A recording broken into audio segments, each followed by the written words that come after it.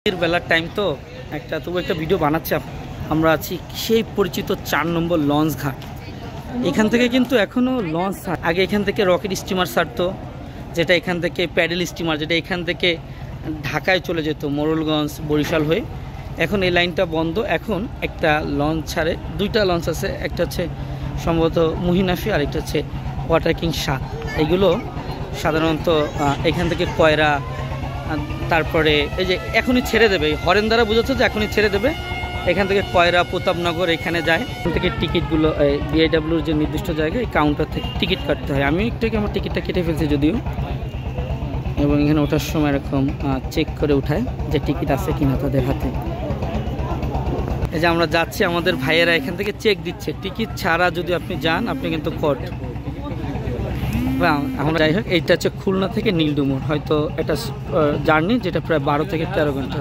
সবাই আসে ভাই।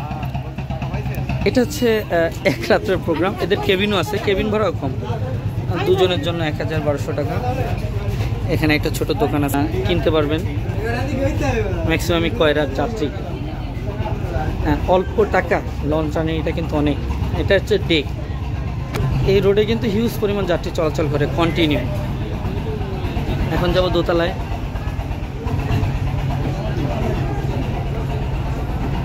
এখানে ম্যাক্সিমাম মহিলার ফ্রি আছে, অন্ধকার, বিনোদনের জন্য টিভিও আছে। যেহেতু আমার পরিচিত সব জায়গা, এই জন্য আমি মাস্টার ব্রিজে চলে যাই। যেহেতু অনেক শিপ জগতের অধিকাংশ ক্যাপ্টেন আমার পরিচিত। 3 তলা, হ্যাঁ, এইখানে অনেক মানুষ আছে। মানে বলা যায় যে বহু যাত্রী নিয়ে এখান থেকে লঞ্চগুলো ছাড়ে কয়রার উদ্দেশ্যে, নীলডুমুর, প্রতাপনগরের উদ্দেশ্যে। যেহেতু রাত, লোক মানে সাথে থেকে শিপটা পরিচালিত করে যে ক্যাপ্টেন সাহেব, এই যে ইনি প্রস্তুতি নিচ্ছে।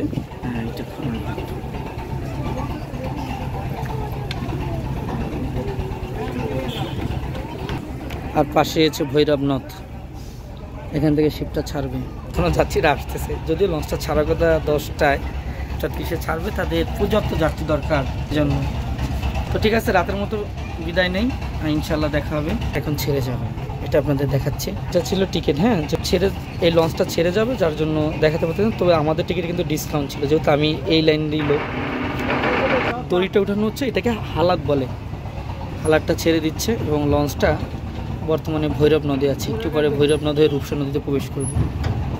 ক্যাপ্টেন সাহেব তার অ্যাসিস্ট্যান্টকে অন্ধকার করে তার জাহাজ ছাড়ে, লঞ্চটা চলে যাচ্ছে। তো এই যে খুলনা ছাড়তেছে, ছেড়ে যাচ্ছে খুলনা, হ্যাঁ। এই যে আমরা ঘাট থেকে সরে যাচ্ছে আস্তে আস্তে।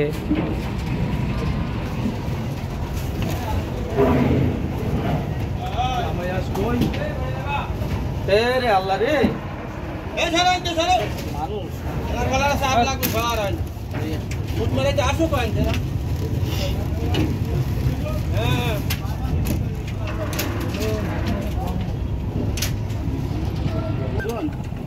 ভাই মিস্টার আলামিন পছন্দ হয়েছে?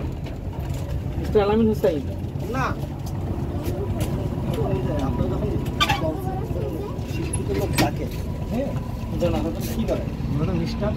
কথা বললেন না, সামনে শুনবো।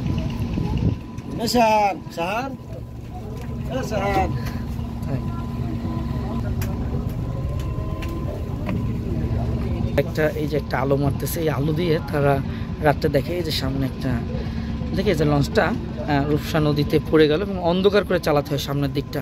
বিদায় নিচ্ছি, আল্লাহ হাফেজ।